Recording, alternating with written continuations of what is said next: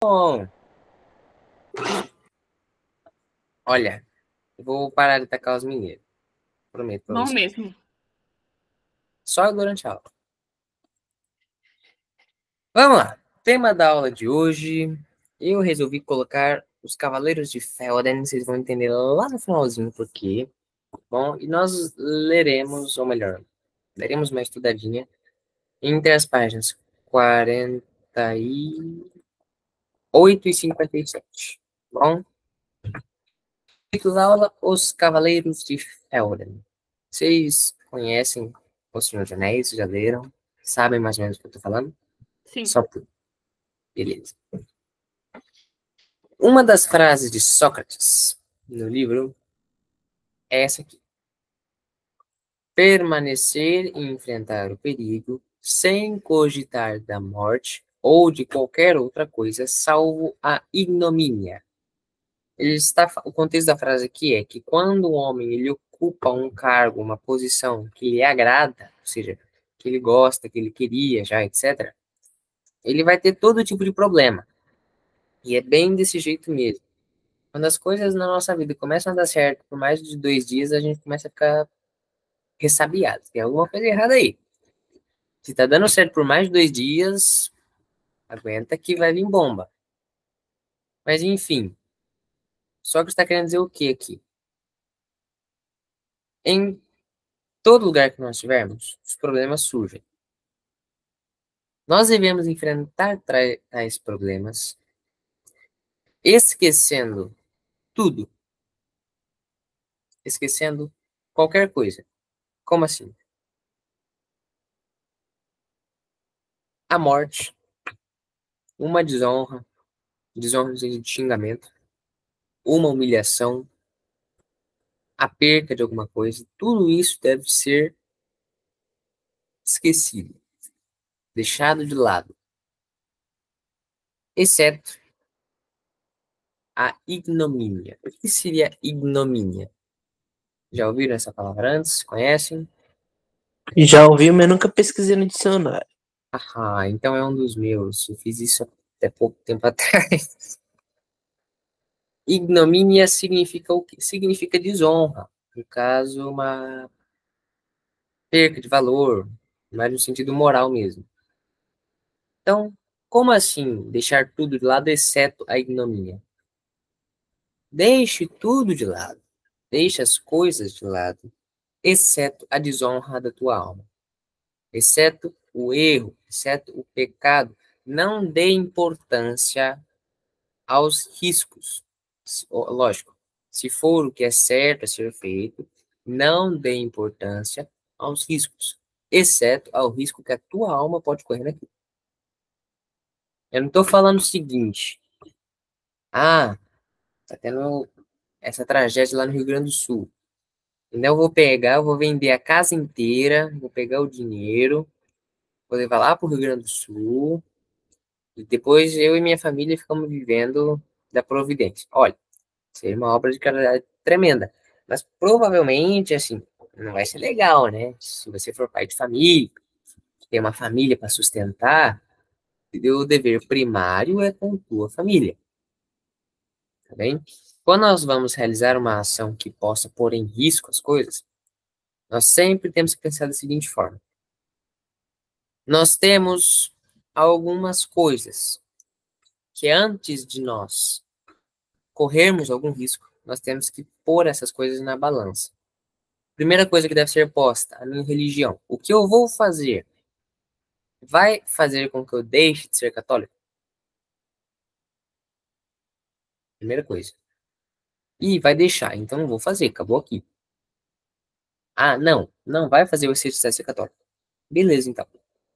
Depois, se eu sou pai de família, o que eu vou fazer irá pôr em risco a minha família? Risco direto, no caso, né? Não.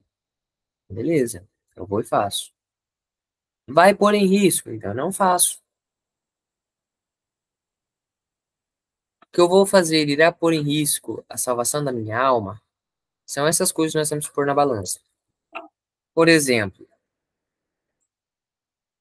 eu pensar aqui. Bang jumping. Alguém que já fez bang jumping? Tem vontade de fazer bang jumping? Eu não acho bungee jump muito interessante, não, meio chato. Abra a câmera Mas por, nunca fiz. abra a câmera por gentileza, só para enxergar o rosto de vocês, saber se vocês estão me ouvindo, se eu não estou falando com a parede. Porque isso já aconteceu. Eu tava dando aula e depois descobri que a pessoa não tava ali atrás, entendeu? Ô, louco, a Lívia quer pular de bungee jump. Lívia, Lívia, meu Deus do céu. Se a Lívia for paulista, não me espanto. Gosta de adrenalina. Eu quero também. Eita, eita, eita. Vejam, bungee jump. Ah lá, falei que era paulista? Lívia, mora em cidade grande, Lívia? Com mais de 150 mil habitantes já conta. Falei pra vocês. Acertei na mosca. Acabou. O paulista, ele passa por tanto sufoco. Paulista de cidade grande, né? Tipo São Paulo, Osasco, etc. É tanto sufoco que ele olha pro Banguinho e fala assim, ah, tranquilo, é 2 pulos aqui de casamento, não tem problema não.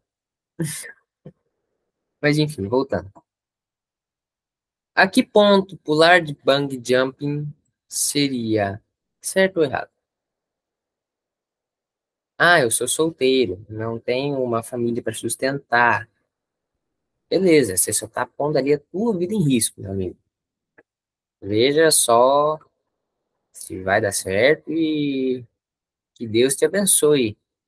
Agora, é um pai de família, tem vários filhos, ele trabalha para sustentar esses filhos. Seria prudente ele pular de bungee jump?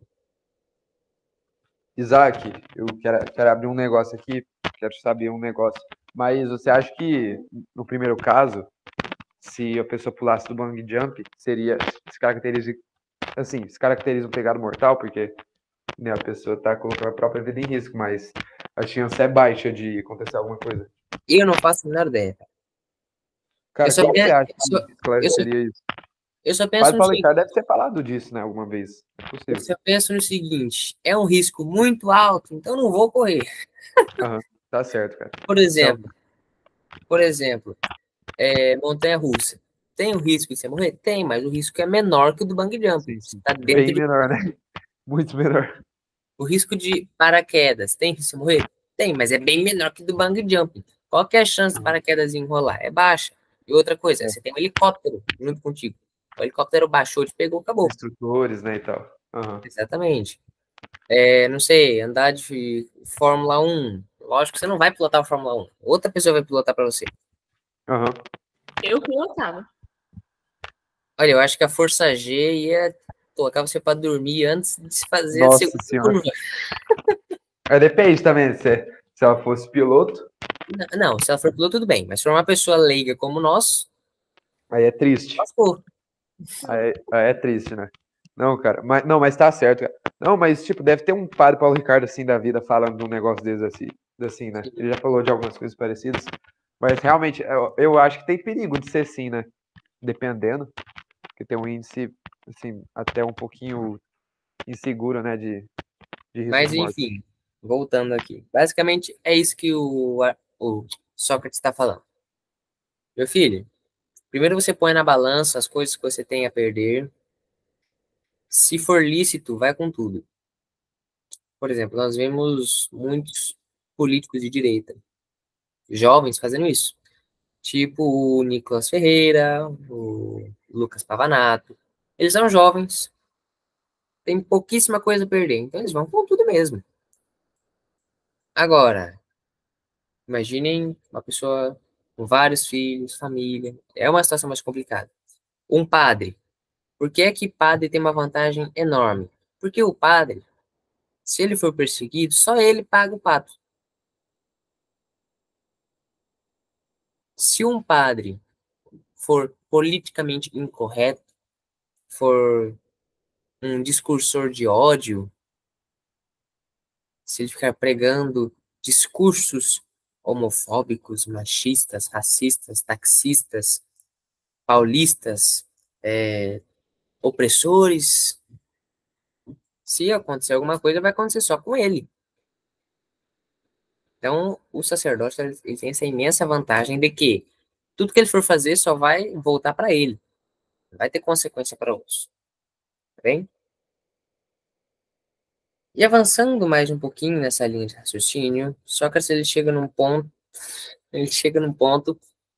que ele fala que é tolice, é falta de sabedoria pensar que se conhece alguma coisa quando na verdade não se conhece. O que seria isso? Olha, sejamos sinceros. Pior coisa que tem é aquela pessoa que acha que tá falando certo e na verdade ela não sabe nada sobre aquilo. Então, por exemplo, imaginem que eu não sei nada versus nada de competição, tipo, sei lá, basquete americano. Eu não sei nada. Mas quando eu encontro alguém que gosta, eu finjo que acompanho. Eu tento falar dos nomes lá dos times. É uma coisa que tem. Ou então, por exemplo, aquela pessoa que. Eu já fiz muito isso no passado, né? Eu já fui assim no passado. Eu tava conversando com uns amigos sobre o Senhor dos Anéis. E eu ainda não tinha lido o Silmarillion. Você conhece o Silmarillion? Silmarillion é de Tolkien. Então, é... isso faz uns 5 anos, eu acho. Eu ainda não havia lido. 5 anos? Não, menos. Uns 3 anos. Eu não tinha lido o livro, e aí esse amigo comentou assim, Zé, que isso aí que você falou do Senhor dos Anéis, ele lembra muito essa parte da história do Silmarillion, não é verdade? E aí eu, crianção,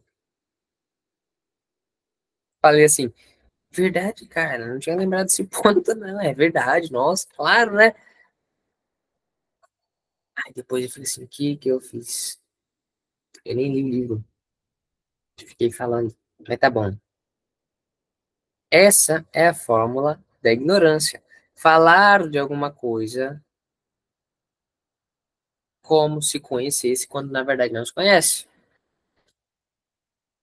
Que nem universitários brasileiros que saem por aí falando de filosofia, política, quando na verdade o que eles têm é revolução cultural dentro da cabeça deles. Eles não sabem o mínimo de filosofia, o mínimo de política. Mas na cabeça deles, eles pensam. Vocês já devem ter visto aqueles vídeos que as pessoas, a pessoa em especial, ela pega o celular e ela sai na rua fazendo pergunta básica, tipo, quanto que é a raiz quadrada de 9? Quanto que é a raiz quadrada de, sei lá, 81? Qual o estado brasileiro mais novo? Qual que é a capital do Rio de Janeiro? Pergunta, você já deve ter visto. É incrível. A maioria das pessoas não sabe matemática básica, não sabe história básica, não sabe português básico. Qual que é a terceira pessoa do singular? Já vi gente respondendo eu. Você, o nós. E pensem que são essas pessoas que, quando nós estivermos adultos, serão os nossos médicos, os nossos advogados, os nossos mecânicos, os nossos políticos. Pior que eu já vi esses vídeos, dá até uma tristeza na hora. Da tristeza não, da preocupação. Pensa se chegar no consultório médico querendo ser atendido e a pessoa não sabe quanto que é a raiz quadrada de 9. E são essas pessoas que vão dizer que o bungee jump é muito seguro. Exatamente. A chance de um acidente do bungee jump é 500, são 500 saltos e em 500 saltos, um salto acontece o acidente. A cada Isso. 500, um é um acidente. Vamos pegar matemática rapidão, porque meu cérebro não é um computador, então ele não consegue fazer conta assim. 1 dividido por 500. 0,002. 2 milésimos. 2 milésimos de chance. Mas ainda tem chance, então é arriscado. Ainda existe chance, exatamente.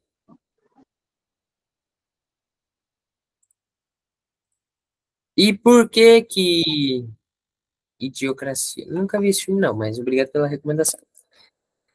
E por que falar de uma coisa como se isso soubesse, quando na verdade não se conhece? Porque isso seria um tremendo erro, um erro gravíssimo.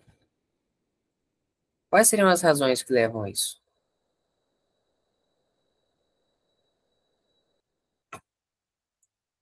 Porque além de você estar mentindo, falsificando uma informação, traindo a confiança daquela pessoa, você está relativizando a verdade. Ah, eu não sei disso aqui, mas eu sei um pouquinho. Então eu vou fingir que eu sei muito, vou pegar umas coisas e colocar aqui no meio, vou fingir que eu sei bastante, e jogo a coisa. Você está relativizando a verdade. Concordam ou não? Até o momento, sim. Minha caneta caiu. Quando eu não sei, eu falo que... Ah, não, isso é legal. Brincar com a situação e tal. Fingir que sabe. Mas depois falar que não sabe mesmo, tava brincando. Isso é legal, não tem problema nenhum. Eu faço isso às vezes também, então. E quando um erro acontece, seja um erro simples, até um erro grande, por exemplo, um erro simples. Sei lá, a pessoa deixou o copo cair. E um erro grande. Falsificaram as eleições presidenciais. São erros. Nós temos três reações possíveis para esse erro. Nós podemos colaborar com o errante, ou seja, nós podemos encorajar, dizer que a pessoa está certa. Ou seja, no exemplo do copo. Meu irmão quebrou o copo. Isso aí, cara, continue quebrando o copo. É legal mesmo, é da hora. Taca copo no chão, vamos lá. Competição quem quebra mais. No caso das eleições presidenciais. Ele ganhou sim. O governo atual tá maravilhoso. As queimadas na Amazônia não existem. Eu tô fingindo que não existem. Tô nem aí com o Rio Grande do Sul. Tô esperando minha picanha, mas ela vai chegar. O amor venceu o ódio. Algum dia chega. É bem desse jeito. Isaac, você gosta de política? Olha, não gosto tanto a querer ser um político. Não, é meio chato, porque você vê umas besteiras que o pessoal acredita com muita confiança. Não. É doideira. O política hoje é muito chato, acabou se tornando muito chato, infelizmente. A política, até uns 100 anos atrás, era bem legal. Bem legal no sentido assim, você tinha bastante opções. Por exemplo, pensa você ser, por exemplo, o presidente americano, ou o primeiro-ministro da Inglaterra, ou o presidente brasileiro na Segunda Guerra. Não estou falando que eu gosto da Segunda Guerra, pelo amor de Deus. Mas o que eu estou querendo dizer é o seguinte: dava para você trabalhar muito bem a situação. Hoje nós já temos uma hegemonia, já está tudo dominado pela revolução cultural marxista. Então dá para fazer um mínimo lá dentro. Na época dava para fazer bastante coisa, hoje quase nada. Então, na caixa de ovo vem escrito contém ovo. Isso para mim é Hoje a gente vê que tem gente de partido político que mata e morre pelo político dele. exatamente. Isso se chama o quê? Homem-bomba. É, exatamente isso. Eu não sei se você já chegou a ver, eu tava acompanhando bastante aqui de MBL. Tava gostando até que bastante do conteúdo para entender melhor, mas sei lá, você vê cada coisa que eu parei de ver. Segunda reação possível: ignorar o erro. Ou seja, eu vi o copo cair no chão e ignorei. Fingi que não vi. Essas pessoas que ignoram o erro são as pessoas que votam nulo, votam em branco ou não votam em eleições presidenciais. Elas não tomam um lado. Elas ignoram o problema. Ah, você tem uma ameaça comunista de um lado e um político tentando salvar o país do outro. Ah, não tô nem aí. Vai qualquer coisa, né? E a terceira é você corrigir a pessoa que errou e tentar ensiná-la.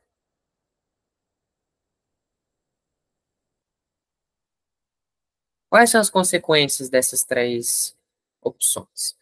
Na primeira opção, ou seja, você colaborar para o erro, primeiro que nosso erro é duplicado, ou seja, tinha um erro que valia 1, o erro agora vale 2. E segundo, que o nosso erro passa a ser pior que o primeiro. Vocês estão discutindo regência verbal? Meu Deus do céu.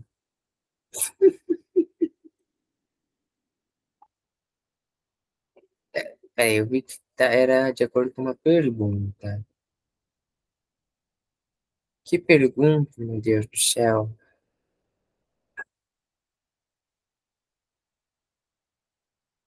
Correção. Tá bom. Depois eu vejo. Tá, vamos prosseguir.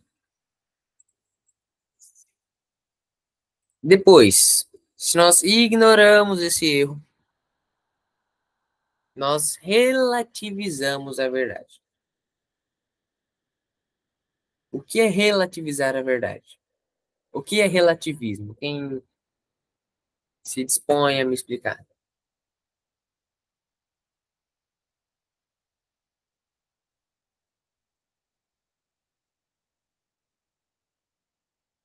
Ninguém lembra o que é relativismo, povo? Tranquilo. Relativismo é o Eu seguinte. lembro, eu lembro. É aquilo que relativa tudo. Diga mais. Eu lembro, eu lembro. Pode falar, João. Você sabe, né, que eu sou seu melhor aluno, né? Prossiga.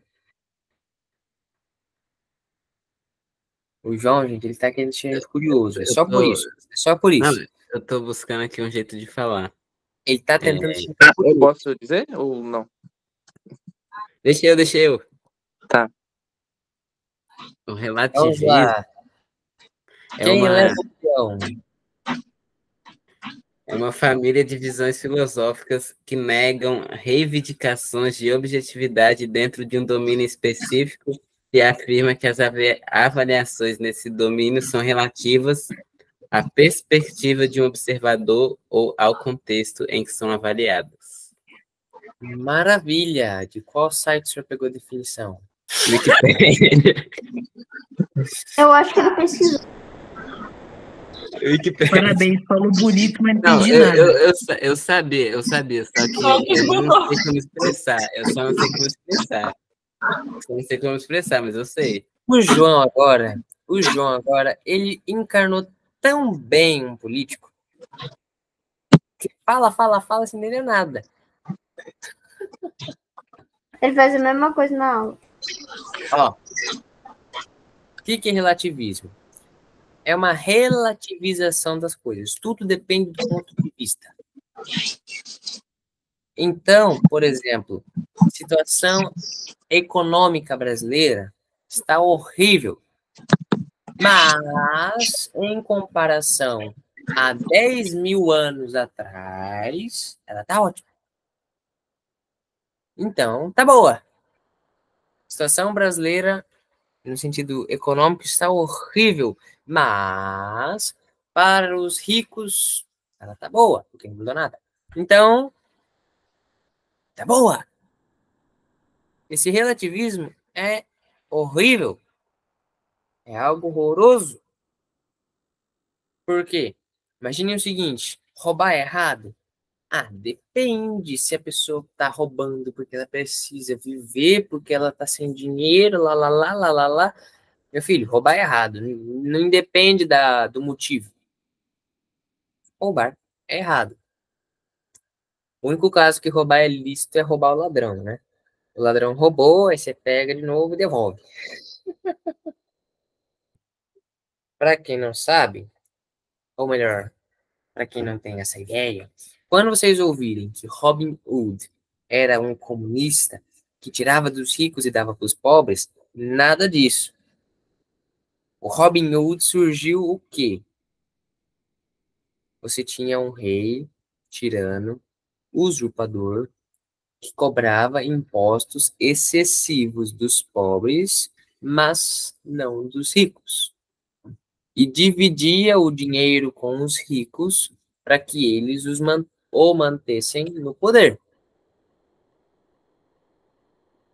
Sendo assim, esse dinheiro do imposto alto ficou com os ricos. Então, Robin Hood ia lá, pegava esse dinheiro e distribuía. Então, quando alguém... Eu tenho certeza que vocês já ouviram isso.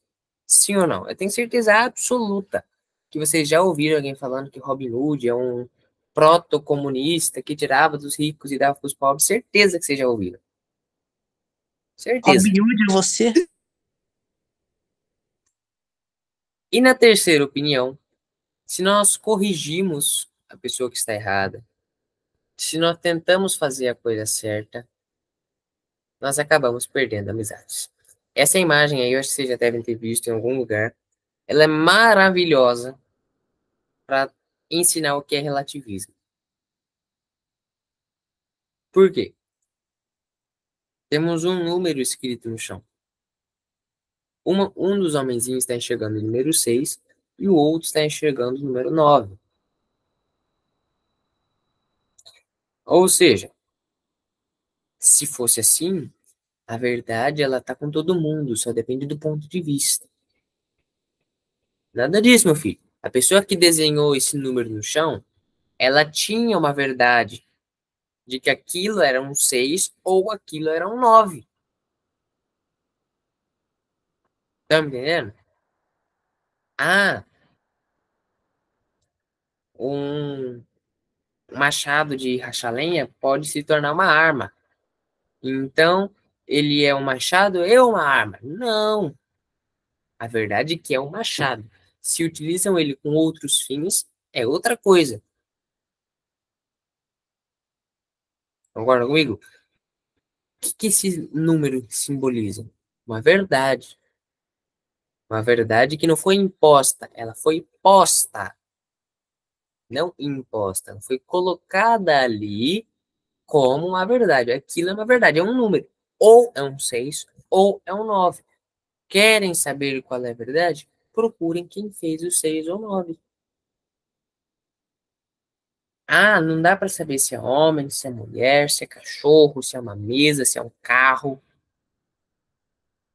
Como é que eu vou saber se a pessoa não sabe? Procure o criador. O criador do número sabe qual número que é. O criador daquela pessoa sabe o que ela é.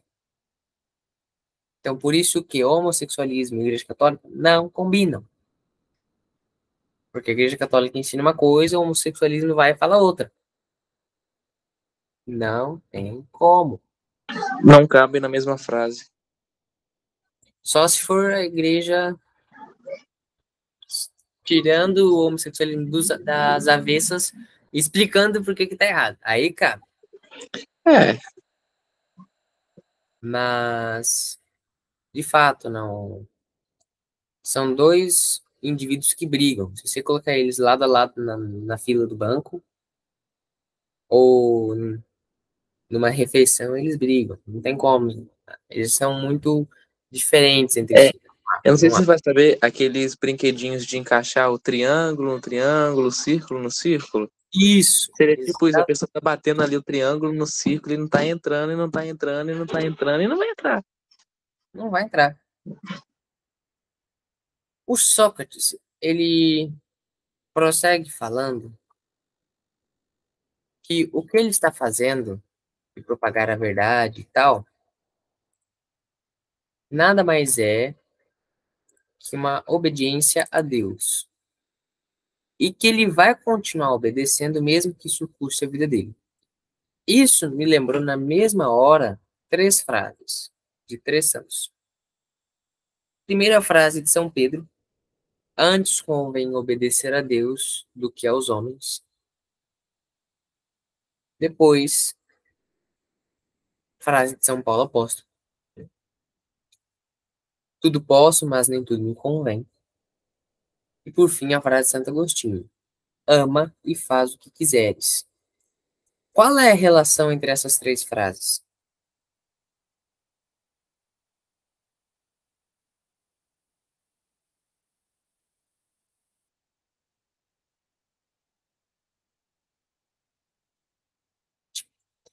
Calma, tem lugar para todo mundo, não precisem furar fila. Tem como repetir, porque cortou o áudio um pouquinho. Qual a relação entre essas três frases que estão na tela? Não precisem brigar para falar, tem tempo para todo mundo, tá bom? Não tenham pressa. Entendeu até que eu entendi. Eu só tô tentando achar uma maneira de explicar, porque uma maneira de que eu não me embole. Qual é a pergunta? Qual a relação entre as três frases?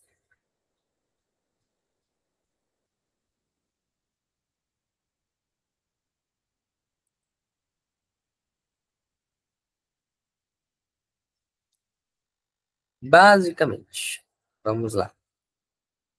Ó. Antes convém obedecer a Deus do que aos homens. Nessa vida, existem duas leis. A lei humana e a divina. E qual então que eu devo seguir? Eu irei seguir a lei humana, sim, até ela não interfere na lei divina. São Pio X fala no seu catecismo. A pergunta é a seguinte: até quando devo obedecer às leis dos homens? E a resposta que ele chegou foi: até onde não interfere na lei divina. Agora que eu vi, minha câmera fechou, desculpa. Fechou sozinho. Ou seja, eu obedeço às leis políticas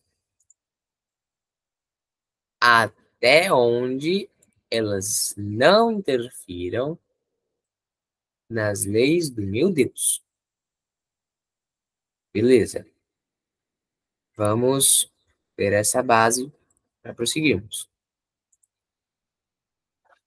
Depois, a frase de São Paulo. Tudo posso, mas nem tudo me convém. Pessoal, existem dois tipos de arbítrio, de livre-arbítrio. Vocês poderiam me dizer quais são esses dois tipos de livre-arbítrio?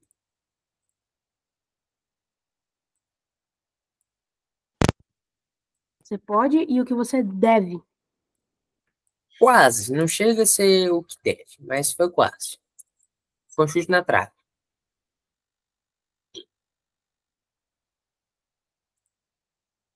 Veja, nós temos liberdade e livre-arbítrio. Qual que é a diferença? Livre-arbítrio é vontade, liberdade é possibilidade. Exemplo, eu posso viajar para a França? Posso ou não posso? Eu posso, sem problema nenhum. Essa é a parte do livre-arbítrio enquanto vontade. Se eu quiser viajar para a França, eu vou lá comprar passagem. Agora, as condições me permitem, ou seja, eu estou livre para isso.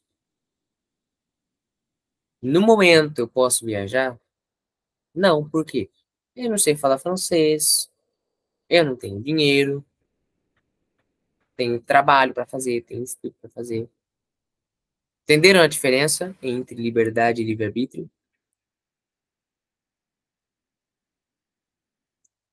Ou seja, eu posso querer fazer.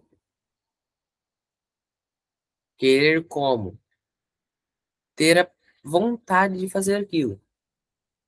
Mas essa vontade ela está submetida à possibilidade daquilo. Como assim? Pegar outro exemplo. Uma pessoa paraplégica, ou seja, que perdeu a movimentação das pernas. Ela pode andar? Não. Não para vontade ou não para possibilidade? Possibilidade. Eu acho que os dois. Não só para possibilidade. Se ela fala assim, Possibilidade. se ela fala assim, eu posso andar. Se ela pode, no sentido de vontade, de fato ela pode. Por quê? Porque se ela quiser, outras pessoas ajudam ela a andar. Ela é um ser humano, era natural que ela pudesse andar. Mas as circunstâncias atuais atrapalharam. Não, ela não pode. Entenderam? Sim, não, mais ou menos. Sim. Sim, senhor. Conseguiram Sim. compreender a diferença entre vontade e Sim. possibilidade? Era nisso que eu queria chegar, tá bem?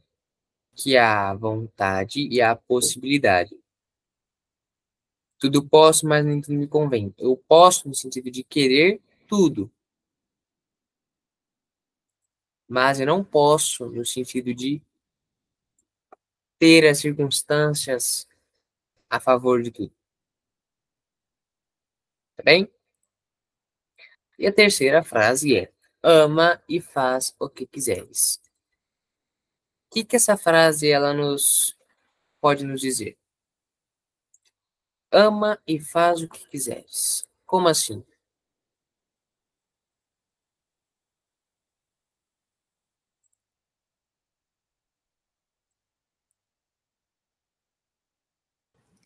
Pode repetir? Ama e faz o que quiseres. Faça tudo que esteja na lei de Deus e faça tudo que puderes até o momento que você infringe o amor de Deus. Até o ponto em que você, como posso dizer, descumpre os mandamentos e vai a parte do pecado. Por assim dizer, eu acho. Ó, é basicamente o seguinte. É basicamente o seguinte. Quando eu amo, eu não vou ofender a Deus. Porque eu amo. Se eu amo verdadeiramente, eu não vou ofendê-lo. Eu não vou pecar. Então, se eu não peco, eu posso fazer o que eu quiser. Concorda comigo? Não sendo pecado, ok. Estou falando em tanto mortal quanto venial, por favor, tá? Porque tem algumas ações que não são pecado mortal, mas que são bem desagradáveis. Então, eu amo a Deus. Não peco. Estou em estado de graça. Eu faço o que eu quiser, porque a minha vontade estará conformada com a vontade dele. Conseguiram entender? Nós passamos por um processo, uma etapa. Antes convém obedecer a Deus que aos homens. Primeiro passo, obediência. Obedecer a Deus primeiro, os homens depois. Depois é o processo de separação. Eu posso, não posso. Eu posso, não posso. Eu posso, não posso. E por fim, terceiro passo, santificação. Eu já estou amando, já estou em estado de graça.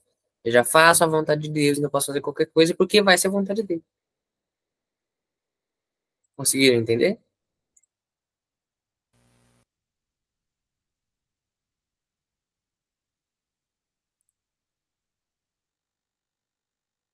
Sim, não, mais ou menos.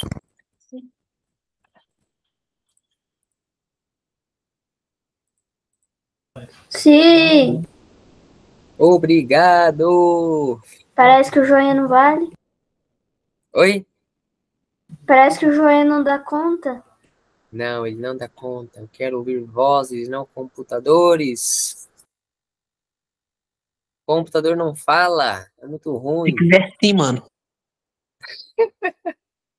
Tem uma coisa chamada inteligência artificial, já ouviu falar, Isaac? Eu já ouvi falar. Não gosto disso.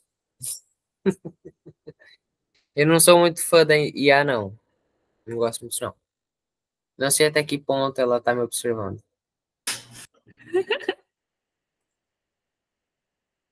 Bom, Sócrates chegou num ponto aqui que ele não tá nem aí pra morte dele. Ele já entregou as cartas. Mais ou menos, né? Mas ele tá triste. Triste por quê? Porque quando ele morrer, o povo ateniense não vai mais ter instrução. Eles não terão mais nenhum filósofo, porque ele vai morrer. Ele tá triste com isso, verdadeiramente triste. E nós notamos três coisinhas nisso. A impiedade mata a ela própria, a si própria. Ou seja, toda ação ruim volta. Tudo que eu planto, eu colho. Então, más ações, maus resultados. Sempre. Depois, o amor ao próximo. O amor real, tá bom? Não é esse amor romântico que as pessoas criam graças a discursos ideológicos de que para amar você tem que, vamos pensar assim, sentir. Você tem que dar presentes para a pessoa. Você tem que dar coisas para a pessoa. Não. É um amor verdadeiro. Um amor sincero. Esse tipo de amor ao próximo, além de ser a maior arma, esse tipo de amor também é a maior afronta. Por que afronta? Poderiam me dizer? Repete, por favor, Isaac. Por que que o amor ao próximo, o amor sincero ao próximo, é a maior afronta?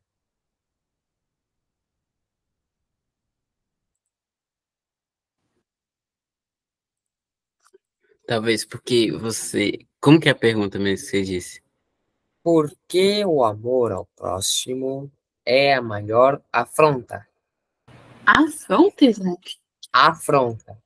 É essa Porque palavra. você, É às vezes, você deixa de amar a Deus, seu Criador, para amar o irmão. Mas se eu vou amar o meu irmão, que é difícil de ser amado, eu já estou amando a Deus. Estou falando de um amor sincero, verdadeiro. Entendeu? Dá a resposta aí que eu vou saber responder. Ah, é difícil, Isaac? Por que é que os carrascos tinham tanto ódio dos mártires? Porque eles amavam uns aos outros, saquei, isso aqui. Entenderam agora? Não.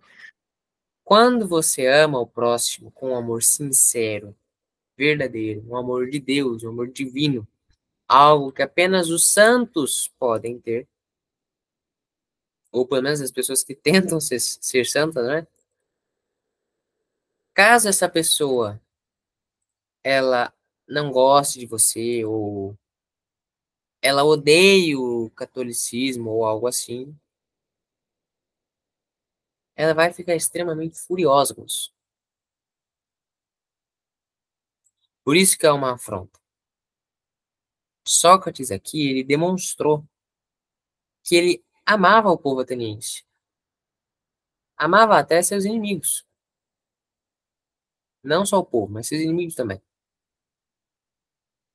E a partir do momento que ele fala isso, aí é que os inimigos dele ficam mais furiosos ainda. Furiosos mesmo. Por quê? Porque eles estão vendo que aquilo ali é um amor sincero, é um amor real, e eles não entendem. E terceiro ponto, Deus sempre proverá. Mesmo depois que aparentemente tudo está perdido.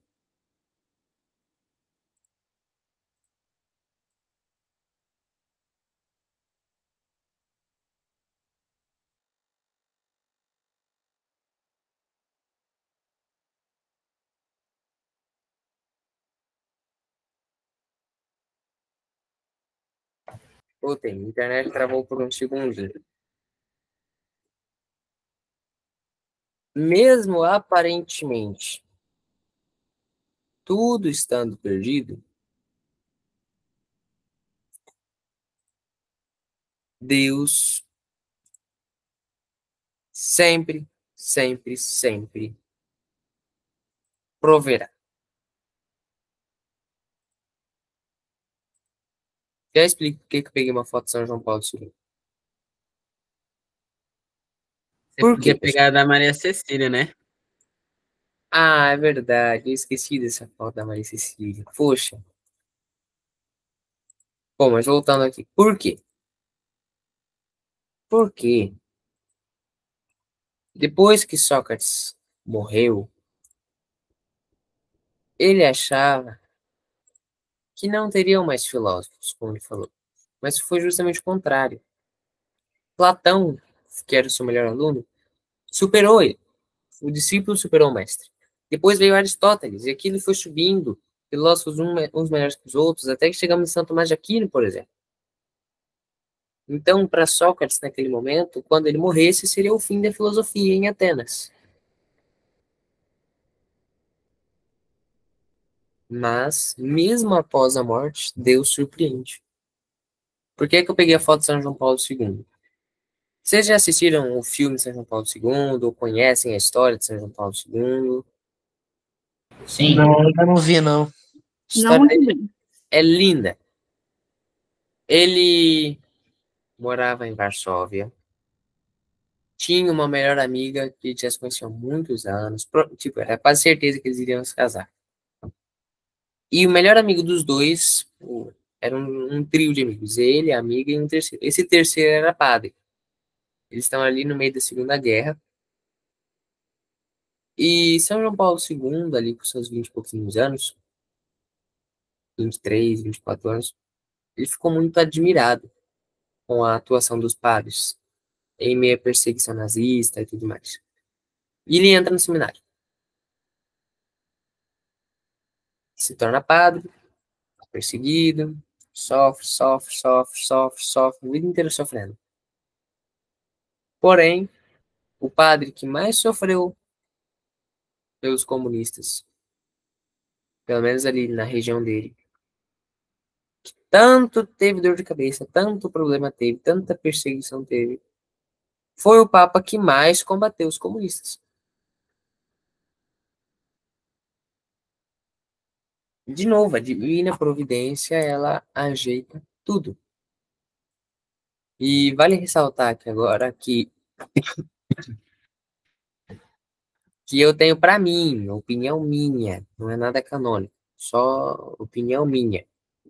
E Sócrates, eu tenho para mim que ele é santo. Porque uma pessoa morrer pela verdade ao ponto de você amar o seu inimigo,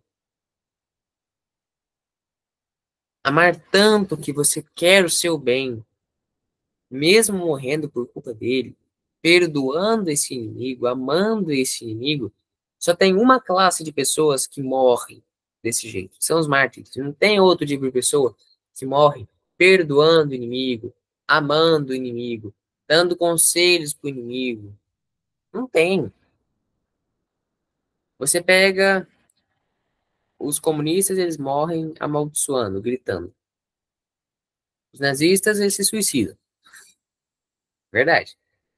Os nazistas se suicidam. Os árabes, eles morrem rezando para lá e gritando. Ou explodem, né? Ou se suicidam também, é verdade. Agora, os mártires, eles morrem em paz. Eles morrem perdoando o inimigo, amando o inimigo e querendo o bem dele. Então, Sócrates, ele conseguiu chegar no nível dos mártires antes de Jesus Cristo vir. Vocês já imaginaram? Já imaginaram como Sócrates teria evoluído? Evoluído no sentido como ele seria, assim, sábio?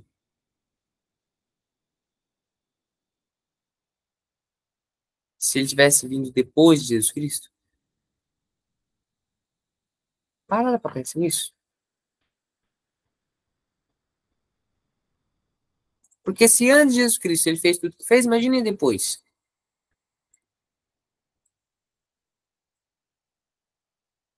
Peguei o exemplo aqui de dois mártires, Santo Estevão e Santa Cecília. Os dois morreram como Sócrates, amando seu inimigo, perdoando seu inimigo, convertendo várias pessoas, morrendo, sendo cruelmente assassinados. Isso é algo sobre-humano. E Deus, assim, ele sempre quebra nossos planos. Nossos planos, eles vivem mudando por conta de Deus, mas ele sempre nos dá algo melhor. Ele sempre ajeita as coisas ali, deixa elas melhores. E ele nos torna santos. Desde que nós queiramos ser santos, ele nos torna santos, mesmo que seja paulado. E é justamente aqui que eu gostaria de chegar. Paulada. A paulada, gente, é extremamente necessária. Ou o ser humano recebe paulada, ou ele não se torna santo. Por quê? Sócrates, ele falou ali no momento que depois que ele morrer, ele precisa que venha outro como ele, que fique cutucando os atenienses. Como ele falou, aguilhoando. O que é o aguilhão? Alguém aqui sabe o que é o aguilhão? Sei não. Bem antigamente, né, quando a agricultura ainda era com animais, ou seja, quando você ia plantar Eu lá, sei, Isaac. isso, a já sabe. Aguilhão é tipo uma ferramenta comprida que você batia nos bois. Não batia, cutucava. O boi, ele carregava o arado. O boi ia na frente. Aí você cutucava ele com o aguilhão. Os bois rebeldes, eles não gostavam de carregar o arado. Eles sacudiam, tentavam se soltar do arado. E o aguilhão era uma vara pontuda com uma ponta de metal, que cada vez que o boi virava com tudo a cabeça, ele espetava a orelha nessa vara. Então o boi, ele era forçado a andar sem se rebelar, a cumprir aquele caminho até o final. Depende do aguilhão, né? Tem um aguilhão que você faz manualmente, né? Você cutuca ele, né? O boi com... o aguilhão tem o aguilhão que você prende ele não... Ali onde segura o boi e Na tem aquele junta. que você usa, se você segura na mão mesmo, vai cutucando manualmente. De ambas as formas, o boi sofre com o aguilhão. E ele é obrigado a prosseguir naquele caminho. Mesma coisa nós. Deus, nós precisamos. É ruim, mas precisamos. Somos bois rebeldes. Deus precisa ficar cutucando a gente com vara pontuda. Porque nós somos rebeldes. A gente nem percebe e já saímos do caminho. Já estamos saindo da trilha de Deus. Aí Deus vai dar uma cutucada com essa vara pontuda e nos traz de volta. O ouro. Como é que o ouro se purifica? Como é que o ferro se purifica? Só o fogo. Tétano, ferrugem. Se o ouro enferrujar, se o ferro enferrujar, como é que você tira a ferrugem deles? Queimando. Queimando. Não adianta lavar, não adianta esfregar, não vai sair. Ou você queima, ou vai ficar lá.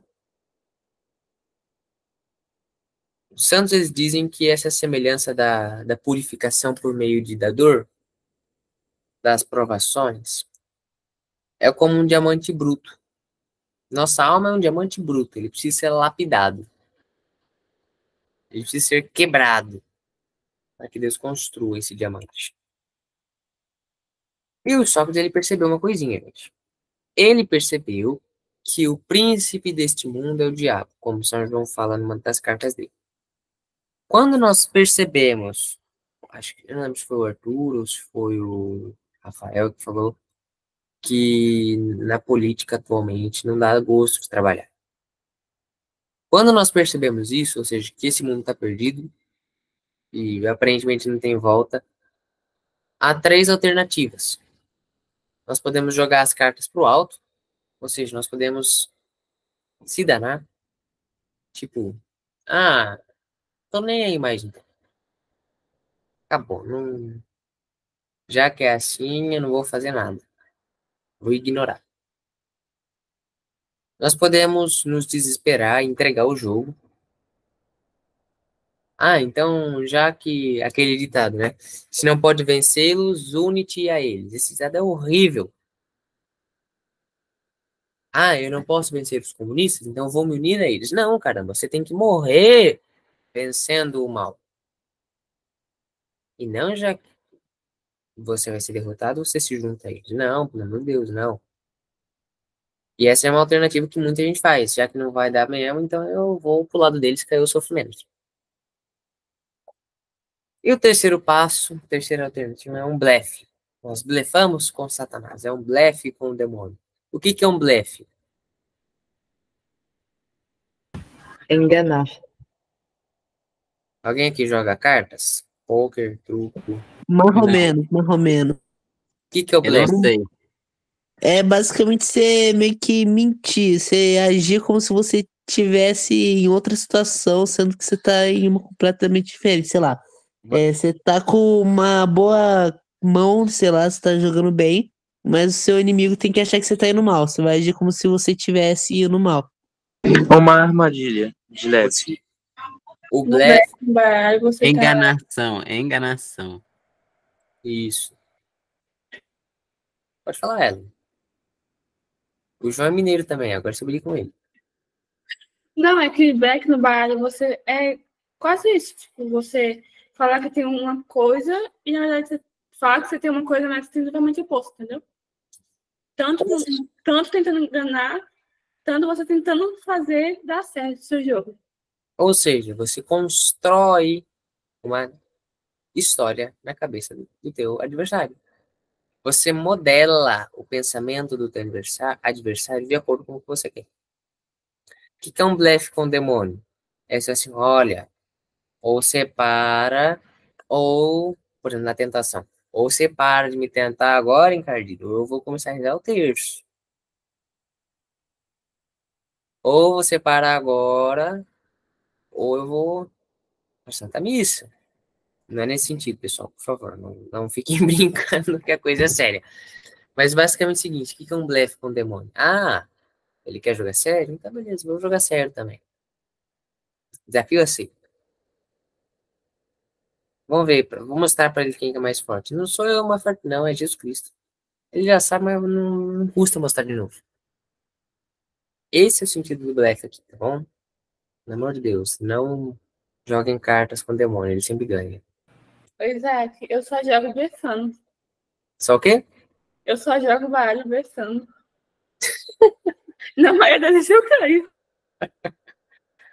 Olha, mas a senhorita joga com pessoas humanas, né? Sim. Então, nesse caso, funciona. Agora vocês vão entender o título da aula, Os Cavaleiros de Felden. Agora vocês vão entender. O Tolkien, ele entendeu essa entrega de Sócrates, essa entrega dos mártires, essa entrega de que você deve morrer pelo que é certo. Muito bem no Senhor dos Anéis. Quem aqui já leu o Senhor dos Anéis? Só me dá um toque rapidinho. Comecei a ler, mas não terminei. Poxa vida, Rafael, eu tava até gostando de você, cara, mas depois dessa... Já Nem li os comecei, três. Isaac. Brincadeira. Quem viu o filme, pelo menos? Eu vi o filme Eu. e li. O Tá filme nem se compara com o livro. Eu vi o filme. Nada a ver com o livro. Não, o filme é muito bom. O filme é maravilhoso. Mas o livro- Maravilhoso. Não é maravilhoso, assim. O livro é melhor. Eu Não, falei não, que ele é melhor. Eu falei ó, que falando mal do Peter Jackson, que isso? Falando mal do Peter Jackson, que isso? Não fala mal do Peter Jackson, não. Enfim, ou nós vivemos como Felden, perdão, ou nós morremos como Felden, ou nós vivemos como Denethor. O que significa isso? Ou nós morremos pelo que é certo, ou nós vivemos como traidores. Como assim? Ai, meu Deus do céu, eu ainda não morri. Então eu tô vendo errado. Não, pelo amor de Deus. Eu estou dizendo, não traiam a verdade. Ah, eu não tô afim de falar a verdade. Eu vou perder minha popularidade na internet. Não vai ficar legal. Vou ser excluído do grupo dos amigos. Não posso. Eles não vão mais me chamar pro churrasco.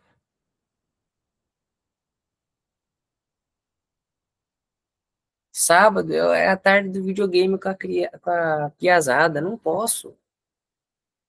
Pensou depois de encontrar com eles ainda, eles ficaram chamando de careta? Meu filho, ou nós vivemos como Felden, morremos como Felden, morremos pelo que é certo, ou nós vivemos como Denethor. Por que que eu disse Denethor? Porque Denethor, ele não morreu pelo que era certo. Ele jogou as cartas pro alto, como o exemplo que eu falei agora há pouco. E quando ele jogou as cartas pro alto, ele se suicidou. Ele se queimou e tentou matar o filho também. Ou seja, meu filho, você vai morrer de um jeito ou de outro. Só morra pelo jeito certo, pelas coisas certas. Tinha até outra frase ali que eu coloquei. Vamos ver se alguém a reconhece. Eu não vou falar até o final de quem que é a frase. De onde ela veio. Se vocês reconheceriam ou não, não tem problema. O que importa é a frase. Ou se morre como herói, ou se vive tempo suficiente para se tornar um vilão. Gente, eu já ouvi essa frase em algum lugar. Todo mundo já ouviu essa frase em algum lugar. É muito familiar. Não ouvi. Ouviu agora. Ah, faz sentido. Qual frase? Posso falar? Jana, Pode. pera, Jana. Deixa Pode. eles na curiosidade, Jana. Não fala, por favor. Ah, Mas Ok, a curiosidade é uma característica feminina, velho. Ô, Isaac, também. é isso mesmo. É um santo. Não é um santo que fala, né? Não. É um filme. não, é claro que não. Não é um santo. Não chega nem perto. É um filme. É um filme. Depois eu É um falo. filme. Depois eu falo. Ah, deixa eu falar. Não, Jana, calma. Não, pode falar, Jana. Ou- Você tem liberdade. Nesse momento de prova, ou você morre como o herói, como Felden, você entrega a sua vida pelo que é certo, ou se você joga as cartas pro alto e ignora, você acaba se tornando um vilão da história.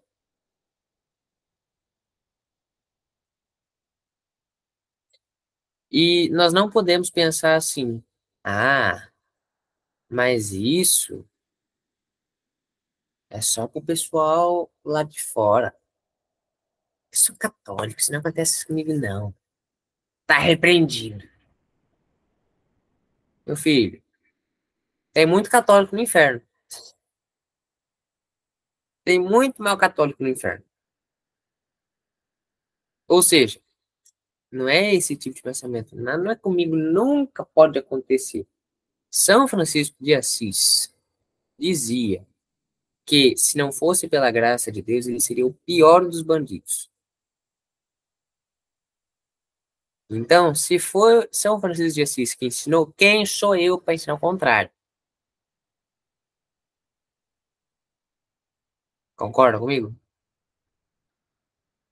Quem somos nós para fazer o contrário?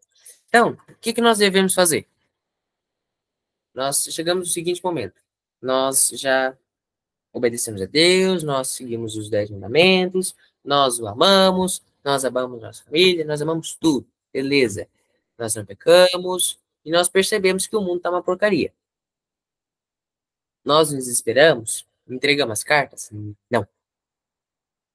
Nós devemos viver como uma pessoa que não tem nada a perder. E aqui que é o problema, nós somos apegados.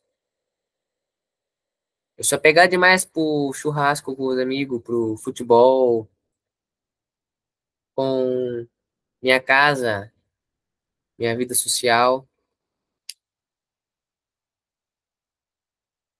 Por exemplo, se eu dissessem para vocês assim, se vocês ficarem um mês sem entrar na internet, vocês ganham US$ 1 milhão. Fica fácil. Tranquilamente, eu fico também. Agora, se uma pessoa fala assim, se você ficar sem entrar na internet por US$ 1 milhão, perdão, falei errado. Se vocês ficarem sem entrar na internet por um mês, e depois desse mês, sem entrar na internet, você provavelmente, quase certeza absoluta, você será uma pessoa muito santa. Tenho certeza que vai chegar uma hora que o demônio vai falar assim, mas santo eu posso ser depois. Eu podia estar ganhando grana. Eu podia estar com dinheiro no bolso e ser santo ao mesmo tempo, não podia? E muito provavelmente, antes do mês passar, nós vamos cair.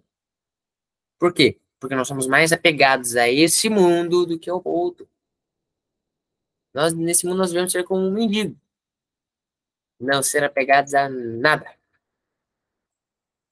Se eu falasse assim, olha, vocês vão ficar uma semana inteira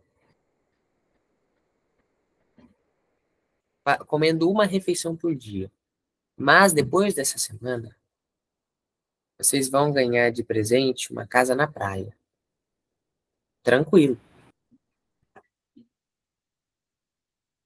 Vocês vão ficar uma semana com uma refeição por dia. E depois dessa semana, vocês estarão prontos para receber o sagrado batismo, como jejum. Mas, meu filho, eu queria estar na praia. O batismo pode ser lá na praia.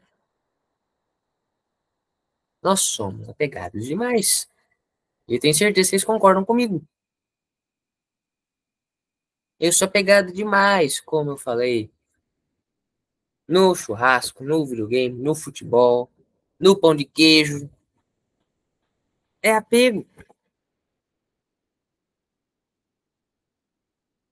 E para ser santo, nós precisamos nos desapegar de tudo isso.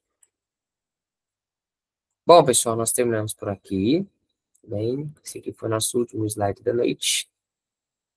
E gostaria de perguntar se vocês têm alguma pergunta para eu responder enquanto ainda está gravando. Eu ia perguntar se eu já posso responder. Espero terminar a gravação. Eu tenho uma pergunta. Diga, Pô, mas por que já acabou já, poxa? por que já acabou já? Então, mais do que isso começa a ficar pesado. Pesado no sentido de cansativo, exaustivo. O sono bate. Não é porque é cansativo que a gente não vai fazer, poxa. Teve uma vez em uma aula que a aula durou 2 horas e meia. Foi cansativo, cara. Não, era um momento que nós líamos um capítulo por aula, certinho do livro. Eu já citei o livro aqui na semana passada. Não sei onde ele tá agora. Se eu achar, eu pego. Tá bem atrás de mim. As ideias têm consequências. Era um capítulo por aula. Meu Deus do céu. 2 horas e meia de aula seguidona, assim. Sem pausa, sem tranco. No tranco, quer dizer, né? Sem trégua. Desculpa, tô começando a bater sono. Sem trégua, sem pausa. Chegava no final, você vira o rosto de todo mundo, tava todo mundo exausto, tá vendo? Todo mundo feliz, né? Mas tipo, ai, acaba, pelo amor de Deus. Tá muito bom, eu não aguento mais. Tô com sono. Bom, então eu vou parar a gravação aqui, tá? E aí nós conversamos mais um pouco. Agradeço a presença de todos. Assim que essa aula já ficar pronta, eu publico ela no YouTube para quem querer ver depois a gravação. Bem, salve Maria, pessoal. Tchau, tchau. Ô, professor, às vezes deixa as pessoas que assistem a gravação com dúvida, né? Quem assistir a gravação e ficar com dúvida, fala comigo depois, ué. Não, tipo assim, elas nunca vão saber quem falou essas frases e ainda tá gravando. Fique curioso.